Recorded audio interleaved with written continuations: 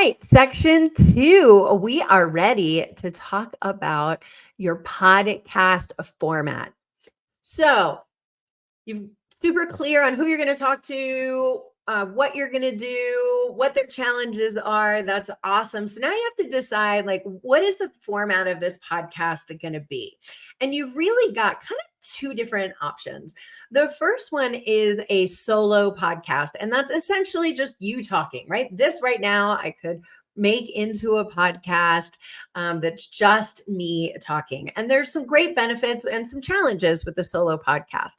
So, a solo podcast is great because you've got complete control over the content. You've got complete control over your calendar. Let's say you've got a really challenging schedule. You could set aside a whole day and record a whole bunch of podcasts all at once. That might be a little bit harder if you're doing a different kind of style of podcast.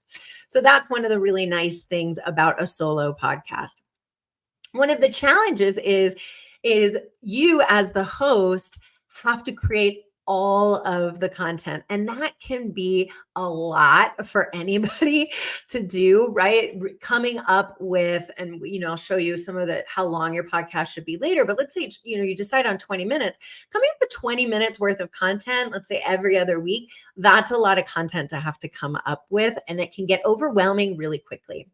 So there's the solo podcast option, and then there's the interview podcast option. The pros of doing an interview style is you have minimal content preparation, right? You might want to look a little into your guest a little bit, maybe put together a few questions. But there really is minimal effort. It ends up just being a conversation between you and another person. The other benefit of doing interview podcasts is it allows you to get in front of your guest's audience. So it extends your network beyond who already knows you into your guests' network, which is great. The con is you do lose a little bit of scheduling flexibility, right? Because you have to make sure that you can coordinate schedules with them. You also lose a little bit of content control. I mean, you can talk to your guest about, sort of where you want to go with the podcast, but ultimately, because it's a conversation, you're not able to control everything that they say. And so it depending on the vibe of your podcast and what you're trying to achieve, that might not work for you. The other thing that you can do, you can actually do a combo of these things. And this is something that I'm doing. I'm launching a new podcast. If you're watching this, it's probably already out, but it's called Your Marketing Mentor. And I'm actually planning to do both. I'm planning to do a few solo ones and then some interview podcasts as well. And that's totally okay too. Keep it on a regular schedule though, right? So that people know what to expect. So if you're going to do, maybe do two solos and one interview or every other one or something like that. So you can do a mix of these two. Okay, podcast frequency. Every other week tends to be the best. You really need to commit to consistency and have a long game mentality. Starting a podcast is not one of those things that's like, hey, I'm going to post once or twice, or I'll create one or two podcasts and, I'll get all this business and then I'll be rich and I'll be good from there. It's really a long-term kind of thing. Same with really any of your marketing, right? At social media, these are all long-term plays. So you really need to see a podcast that way and really be able to look yourself in the eye and say, can I do this every other week? And can I do it every other week for a long period of time, right? I'm going to commit to this being a key part of my marketing strategy moving forward. Now, I think it's one of the best central components of a marketing strategy because you can utilize that content in many different places.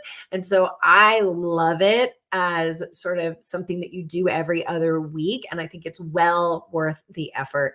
We talked about that a little bit in the first module around, how to utilize a podcast over and over again in your marketing. But there's a number out there, something like 90% of podcasts never make it past 18 episodes. There's this sweet spot at 18 episodes where most podcasters kind of give up before that.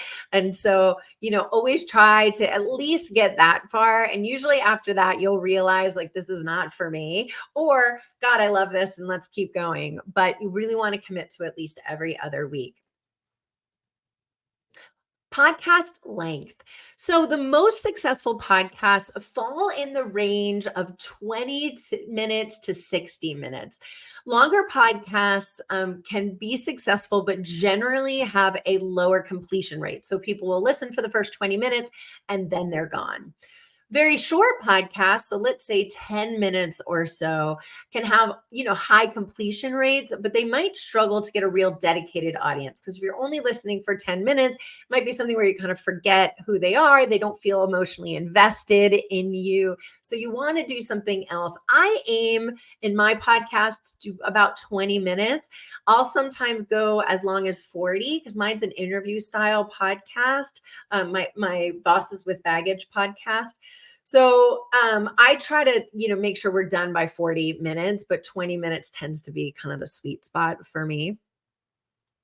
But you want to make sure that you're consistent in the length so that when someone knows they're logging on, they're like, okay, I'm going to go listen to Sherry's podcast. I know it's usually about 20 minutes, right? Because they know how much time they can dedicate to the podcast. So try to set a time and then stay within it to as much as you can.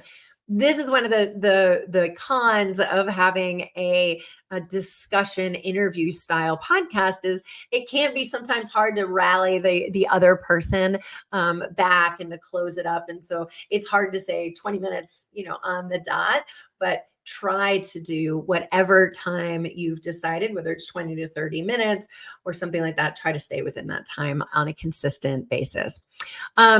And then really, honestly, the length of your podcast kind of depends on, the content and the audience and your goals. And so sometimes too, you can just start and kind of see where things land. When I started my Bosses with Baggage podcast, I was like, about 20 minutes is going to be good. And then, like I said, some went up to 40 and I was like, this feels too long. And so, now I try to make sure that I start really wrapping it up at about 25 minutes, but you'll learn as you go, but it's good to go in with a sense of like, I only want to do it for, for about this long.